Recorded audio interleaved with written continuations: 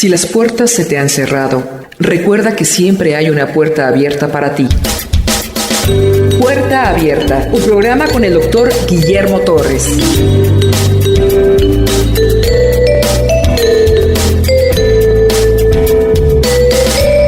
Éxodo y la salida del pueblo de Egipto con gran poder. El Señor demostrando a través de esas plagas su tremendo poder sobre la naturaleza, y lo va a culminar con una cereza en el pastel. Y estoy hablando de la apertura del Mar Rojo para que los israelitas pasaran en seco y después se despeñaran estas aguas violentas sobre los carros del faraón.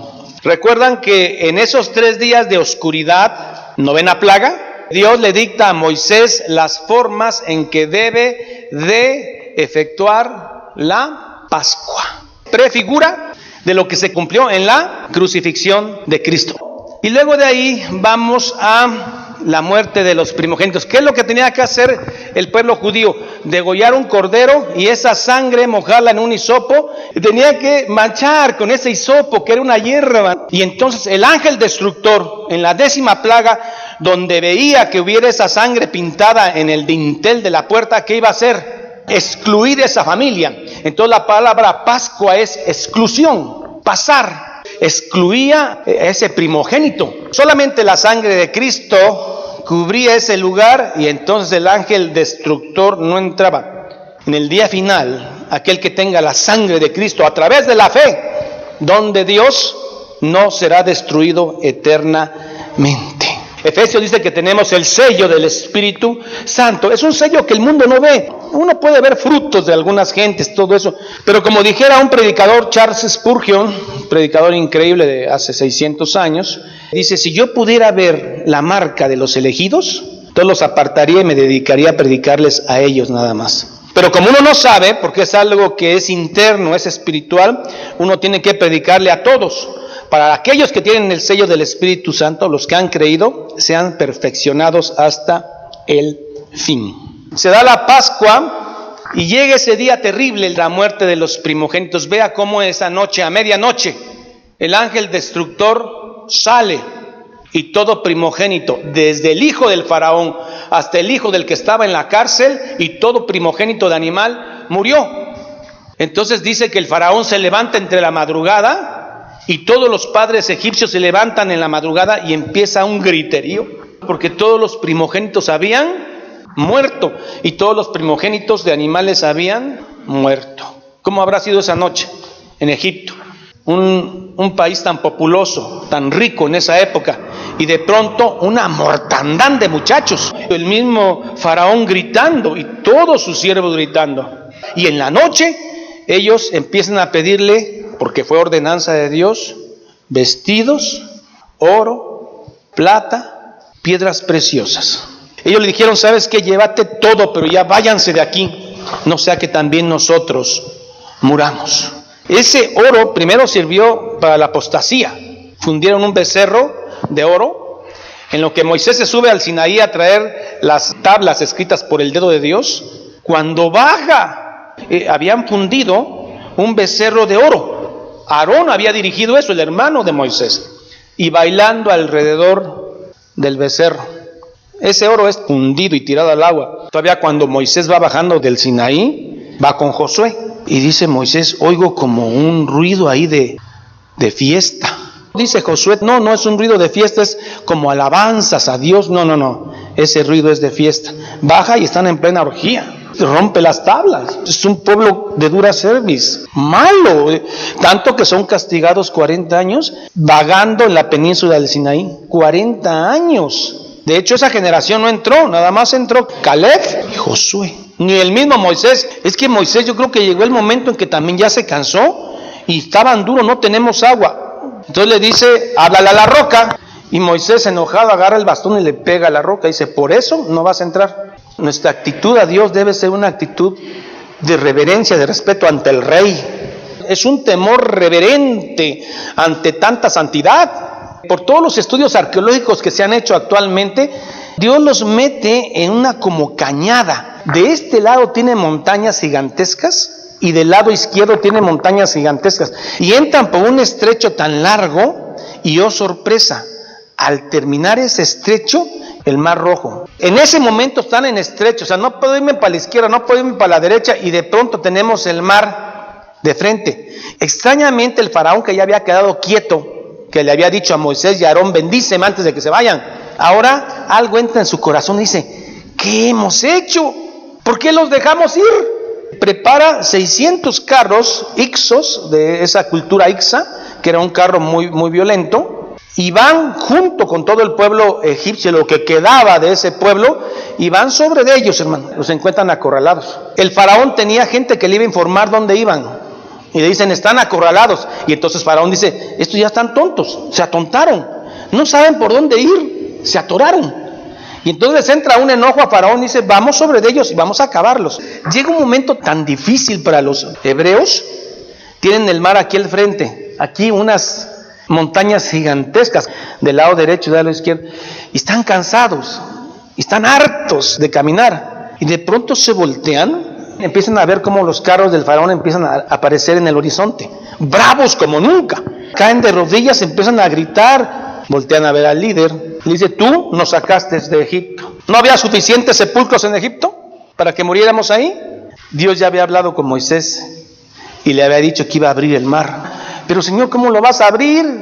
Voy a abrir el mar. ¿Puedo o no puedo? Pues no, Señor, porque los científicos dicen que no se puede, y mucho menos secarlo, porque el lecho de un mar es fangoso, te hundes. Y la Biblia dice que los hebreos pasaron en seco. Entonces, científicamente, Aarón y Moisés están mal, no se puede. Pero Dios le había dicho a Moisés y a Aarón, camina. El Mar Rojo no es como otros mares, o como el río Jordán, que tiene playa. Usted entra a una playa y va usted sumergiéndose poco a poco. Empieza a cubrir la rodilla, le empieza a cubrir los muslos. En el Mar Rojo usted da 2 pasos y se hunde. Cuando están tan desesperados, esa tarde está oscureciendo, y voltean a ver los carros, y les entra una ansiedad natural, humana. Se empiezan a quejar sobre el líder, lo quieren matar y apedrear. Por poco me apedrean, dice Moisés. Entonces Dios le recuerda, ya te dije, abre el mar. Moisés, en un acto de obediencia, se pone frente al mar, levanta su vara, levanta su manita, y entonces dice que desde la tarde empezó un viento occidental a soplar. Dicen los científicos que si un viento sopla incesantemente sobre un punto del mar, logra levantar agua como columna. Esa es la explicación científica. Dios pudo haber abierto el mar con un soplido. Dios pudo haber abierto el mar sin usar a Moisés y a Aarón, decirle, ábrete, y pum, se abre, porque la materia obedece a la palabra de Dios. Entonces, sencillamente Dios pudo haber abierto el mar diciéndole, ábrete, y se abre, y pum, y sécate, y seco, y vámonos ya.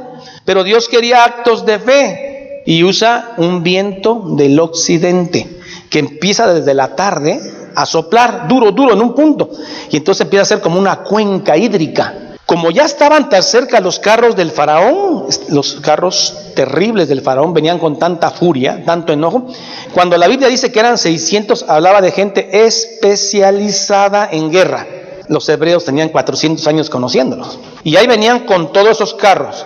Muy bien, es de tarde, empieza a soplar el viento, entonces la nube era como un remolino, hermano, al frente del campamento. De noche se veía rojo como lumbre, y de día era blanco, una nube. Dios obviamente sabe que ya está muy cerca de los egipcios.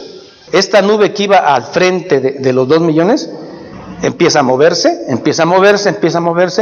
y se pone atrás del campamento. Se pone entre los egipcios y entre los hebreos, y empieza a girar intensamente. La cara que veían los egipcios era oscura, y la cara que veían los hebreos era calorcito. Empezaron a pasar por ahí de la madrugada, y es un muro, es una cortina de agua, como si fuera un cristal. Entonces estos hombres van pasando así, y tienen una cortina, y están viendo un acuario. Qué cosas tan más maravillosas les tocó ver esa generación, que no pudo entrar a Canaán. Comienzan a pasar el Mar Rojo, con mucho miedo, llevan varias horas, y entonces dice que al amanecer, la última vigilia, dice que el ángel de Jehová ve a través de la nube. Dice, ya estuvo, ya pasaron. Entonces se mueve, y como era de esperarse, se dejan ir con todo. Dice la Biblia que Dios confundió al pueblo egipcio. Y estando confundidos, y las ruedas de los carros se salen y están en pleno fango. No estoy de acuerdo con un predicador de esos de mala doctrina que dice: Dios juega sucio cuando se trata de defender a sus hijos. Además, déjeme decirle, él no conoce la santidad de Dios. Jamás Dios juega sucio. Jamás, porque va en contra de su naturaleza. Porque su naturaleza es santa, sin pecado. No puede jugar sucio. Él ejecuta sus estatutos y punto. Y la gente aplaude. No conoce la santidad entonces de Jehová. Estos carros se descarretan y de pronto, cuando están más confundidos, está amaneciendo, las aguas se sueltan. Y es una matazón de gente, de caballos, terrible. El mar avienta a estos muertos, los deja en la orilla. Los hebreos vieron cómo estaban regados los cuerpos de los egipcios. Lea la Biblia, a ver. ¿Esta matazón para qué es? Me pregunto. Es para la gloria y honra de Dios. Hay ciertas dudas dónde es exactamente el lugar donde cruzaron. Pero hay un lugar que se asemeja mucho a lo que la Escritura dice. Una cordillera de este lado, otra cordillera, como atrapados, ¿no? Y luego el mar.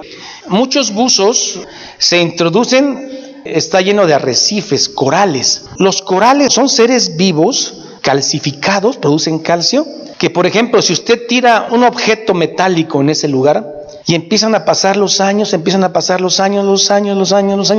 toman la forma de ese objeto. Si el objeto es de madera, puede desaparecer la madera, pero queda la forma, el vaciado. Estos buzos se meten y encuentran corales en forma de ruedas, con la cantidad de rayos que eran los carros Ixos, que fueron comprados por los egipcios. Y no solo eso, encuentran una rueda de oro, y más allá, abren un coral y está una pezuña de caballo. Todos coinciden que fue ahí donde pasó el pueblo hebreo, y hay evidencias arqueológicas. Dios puede hacer todo, absolutamente todo se cumple. Yo le digo una cosa: Satanás no ha ganado ni una batalla, porque aún la caída de Adán y Eva estaba contemplada. Porque si se dice que de antes de la formación del mundo estaba contemplado el Cordero de Dios, era porque se había contemplado la caída. Todo. Satanás no es nada frente al poder eterno, soberano, absoluto de Jehová. Muerte de los primogénitos. Aconteció que a medianoche Jehová hirió a todo primogénito en la tierra de Egipto, desde el primogénito de Faraón, que se sentaba en su trono, hasta el del que estaba preso en la cárcel. Verso 33, como los mismos egipcios apresuran a los hebreos a salir, ya no los querían. Los egipcios apremiaban al pueblo, verso 33, dándose prisa a echarlos de la tierra, porque decía: todos seremos muertos o somos muertos. Y llevó el pueblo su masa antes que se leudase, ya imagino al pueblo hebreo, con sus sábanas en la espalda y la masa ahí, sin levadura. Y luego dice que les pidieron alhajas de plata, de oro y vestidos. Es cierto que hicieron un becerro de oro, ¿verdad? Pero después, ¿cómo creen que se hace el tabernáculo de adoración? Con el oro, la plata y las piedras que le habían dado. Partieron los hijos de Israel de Ramesés. Ramesés es Gosén. De Ramesés se fueron a Sucot. Ahí en Sucot recogen los huesos de Josecito. Ya tenía rato Josecito que había muerto, y se llevan sus huesos y luego los andan paseando 40 años en el desierto y ya los entierran en Siquem. ¿Cuánta gente salió de Egipto? 600,000 hombres, pero listos para el servicio militar. Pero en realidad fueron con niños, mujeres y gente pegoste, 2 millones. Sí, porque se pegó gente que no tenía nada que ver ahí, que no eran hebreos ni nada. Dentro de ellos, ¿quién creen que iba? Los malosos de los magos, Ham y Jambres, los que habían convertido un bastón en culebra y fueron comidos por la culebra de Aarón. Y ellos son de los primeros que hacen que el pueblo se levante contra... ¿Qué falta? Por ahí sí le faltó sabiduría a Moisés, decir a estos, se quedan en Egipto. 600,000 hombres, en el verso 37, sin contar los niños.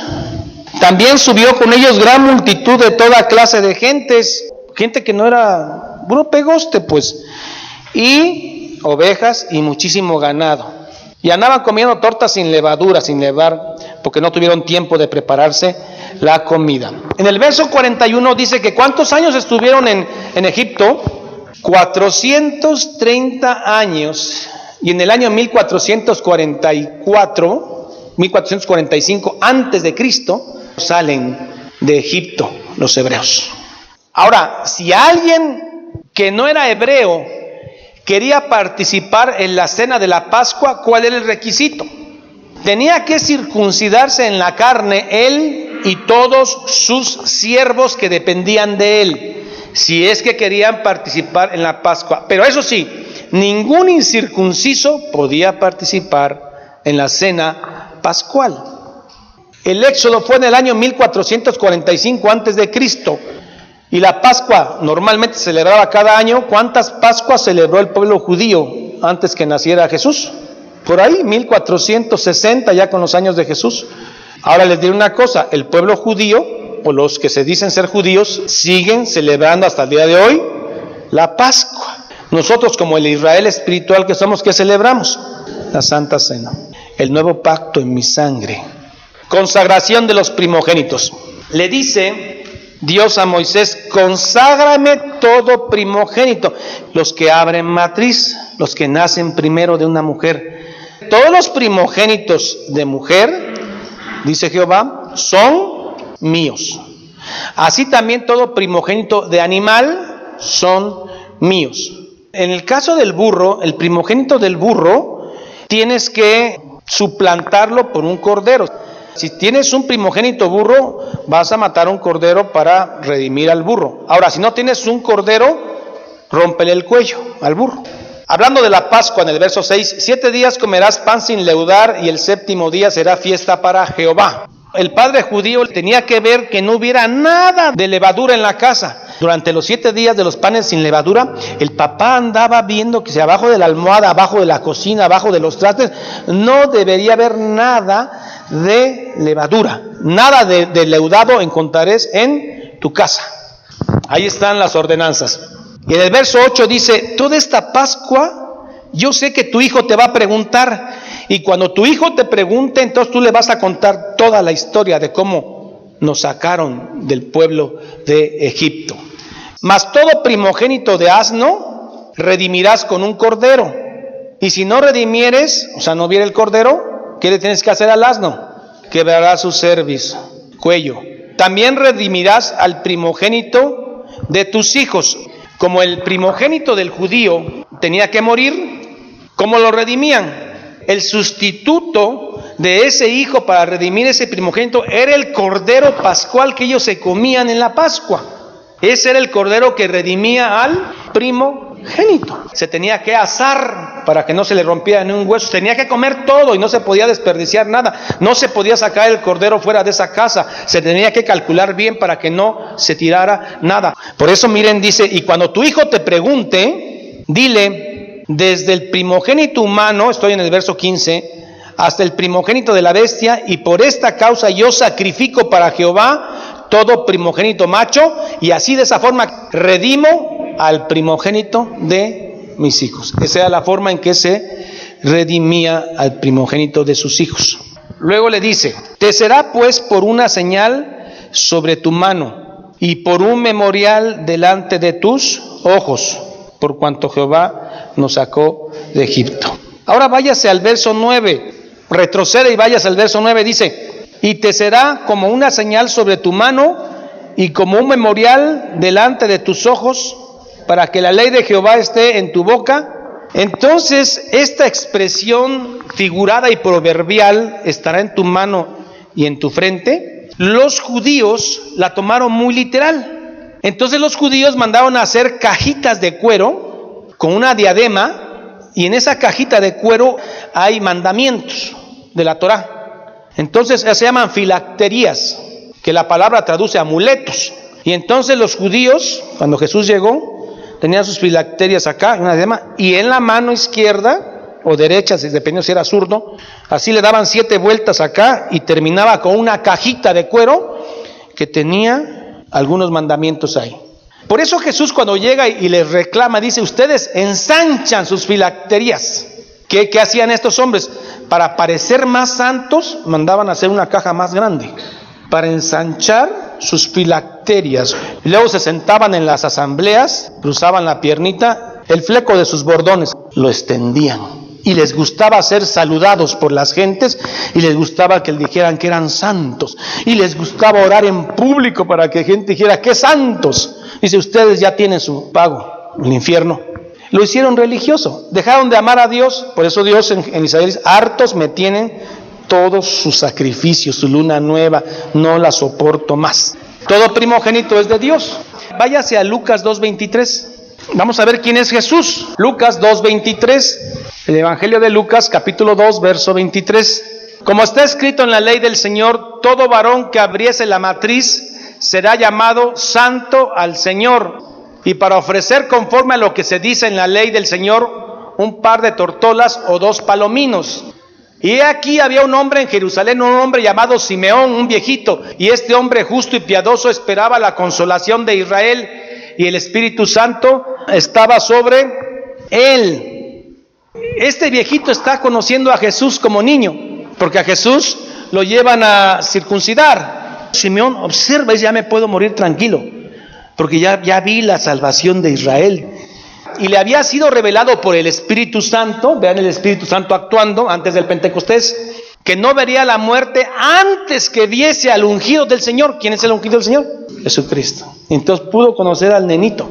Él le tomó de sus brazos y bendijo a Dios diciendo, ahora Señor, despide a tu siervo conforme a tu palabra. Ahí en esta parte en Lucas dice que Jesús fue el primogénito de María, no de José, de María. Todo primogénito, todo que abriere matriz será mío. Su primogénito es Jesucristo. Bien, ese es otro detalle que quería enseñarles. La columna de nube y de fuego dice, y luego que Faraón dejó ir al pueblo, Dios no los llevó por el camino de la tierra de los filisteos, que estaba cerca, porque dijo Dios que para que no se arrepienta el pueblo cuando vaya a la guerra. Para ir a Canaán había 2 caminos, uno era el norte y otro era el sur. Si Dios los llevaba por el norte, se iban a encontrar a los filisteos, que eran terribles. Y dijo Dios, no sea que mi pueblo se desanime, y se los lleva por el sur de la península de Sinaí. Mas hizo Dios que el pueblo rodease por el camino del desierto del Mar Rojo, le dio un rodeo, y subieron los hijos de Israel de Egipto armados. Aquí también dice, tomó también consigo Moisés los huesos de ¿quién? De José, para llevarlos a pasear 40 años y después enterrarlos en Siquem. Y partieron de Sucot y acamparon en Etam. Etam ya es la entrada al desierto. Todavía no sabe el Mar Rojo, En el verso 21. Jehová iba delante de ellos. ¿En qué forma? ¿Visible? Sí, miren. De día en una columna, es una sola columna de nube. Tapaba el sol para que no se asaran en ese sol tan terrible. Vea la protección de Dios. En la noche era una columna de fuego para que no se frieran por el frío, porque también el frío es terrible en el desierto, para alumbrarles, a fin de que anduviesen de día y de noche. Nunca se apartó delante del pueblo la columna de nube, ni de día ni de noche.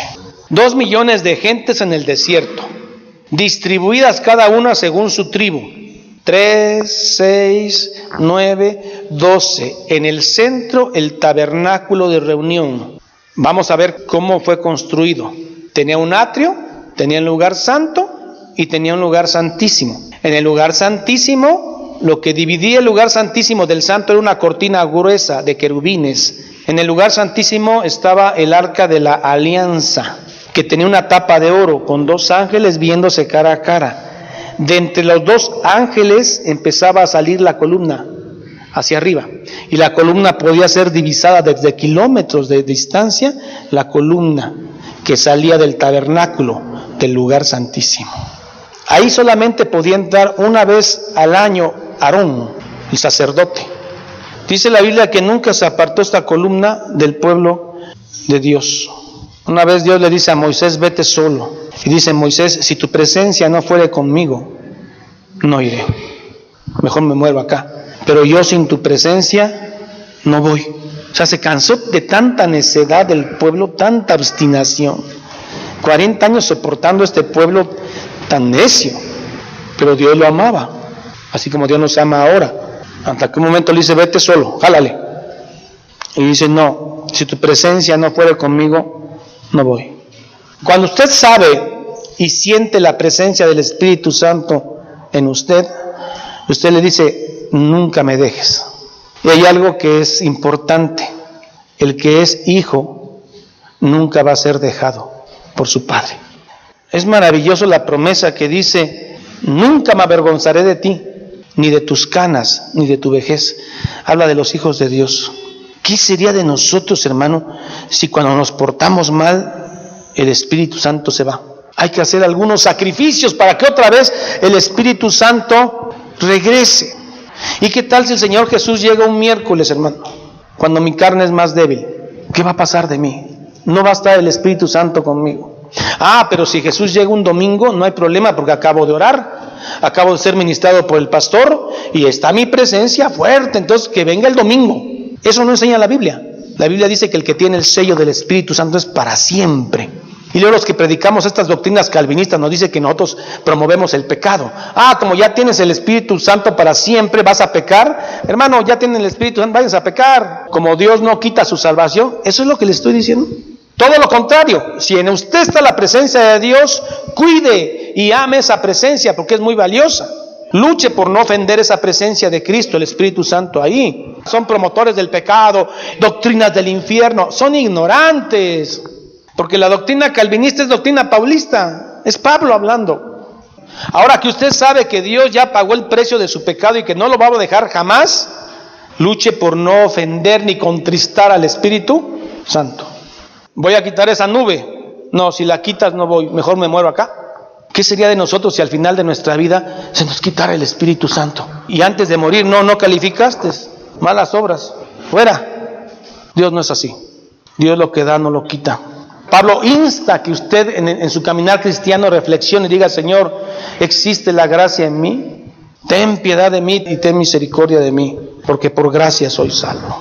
¿Para qué trabajo? ¿Para qué lucho? ¿Para qué soy, entre comillas, bueno, si no tengo tu presencia? ¿Qué caso tiene vivir? Si tu presencia no fuere conmigo, no iré. Por eso, gracias a Dios que tenemos el Espíritu Santo que vive en nosotros, su presencia. Somos sus hijos. ¿Y usted cree que el pueblo de Israel no sufría, no era necio?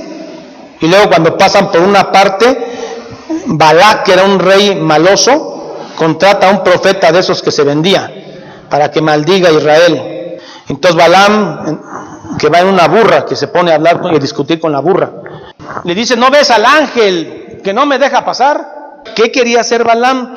Ir a maldecir al pueblo de Israel. Entonces Dios se le dice, no lo maldigas, porque yo lo he bendecido, punto. Daban ganas de decir, pero mira las necesidades que está haciendo. Eso habla de nuestra vida, hermano. Dios nos avergüenza de nosotros, pese a que no somos el que queremos ser. Yo le pido a Dios que me consagre cada día más, y me doy cuenta que es por gracia, no por obras, porque si fuera por obras, mire, estoy fuera. ¿Se da cuenta que podemos tener un corazón agradecido con Dios? Lo que Él da, no lo quita. Si Él dijo que te amó, no es un amor como el humano, que el humano te quiere mientras tienes, mientras eres guapo, mientras tienes pelo, mientras estás delgado. No, el amor de Dios te ama siempre. Y si Él dice que te amó, es porque te amó desde antes de la fundación del mundo. El amor de Dios no es condicionado. Si fuera condicionado, estaríamos fuera. Entonces dice, no maldigas a ese pueblo porque bendito es. Ahora, ¿quién es el Israel espiritual? Nosotros, la iglesia. No son los judaizantes, no son los judíos, son la iglesia que ha heredado las promesas de Abraham, de Isaac y Jacob. Padre, en el santísimo nombre de Jesucristo, nuestro Señor y nuestro Salvador, a usted le decimos, Señor, perdone nuestros pecados, redímanos con la sangre bendita de Cristo, y por gracia llévenos a nuestra patria celestial, de donde quizá nunca debimos haber salido. Gracias porque con la sangre de Cristo tengo entrada triunfal. Puedo entrar al lugar santísimo directamente porque la cortina que dividía el lugar santo del santísimo fue rota, fue desgarrada de arriba hacia abajo en la muerte de Jesucristo. Ahora tengo entrada directa a los que somos hijos para ver tu rostro algún día, Señor. Para ver tu santidad, ver tu gloria, ver todo lo que tú solamente puedes hacer. Usted que es 3 veces santo, hermoso Señor, Santo Espíritu, Jehová de los ejércitos. Ve a su pueblo humillado, Señor. Ve a su pueblo contrito de corazón, sabiendo que pertenecemos a un Dios que es santo, que no tiene una naturaleza como la de nosotros, pecadora, un Dios que es santo.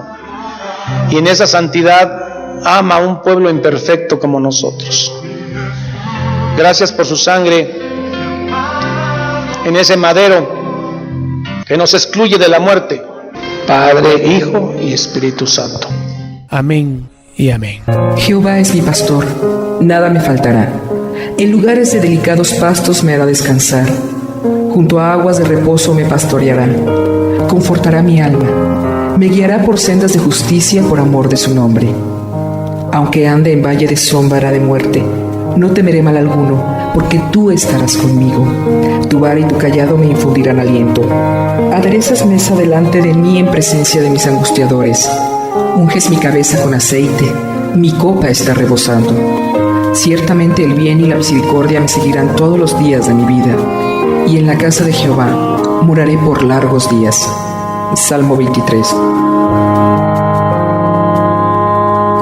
Esta es la paz que Dios te da a través de su palabra. Busca un grupo de personas que te ayuden a leer e interpretar la Biblia. Te invitamos a escuchar el programa Puerta Abierta con el Dr. Guillermo Torres, pastor de la iglesia La Familia de Dios. Todos los días por esta estación.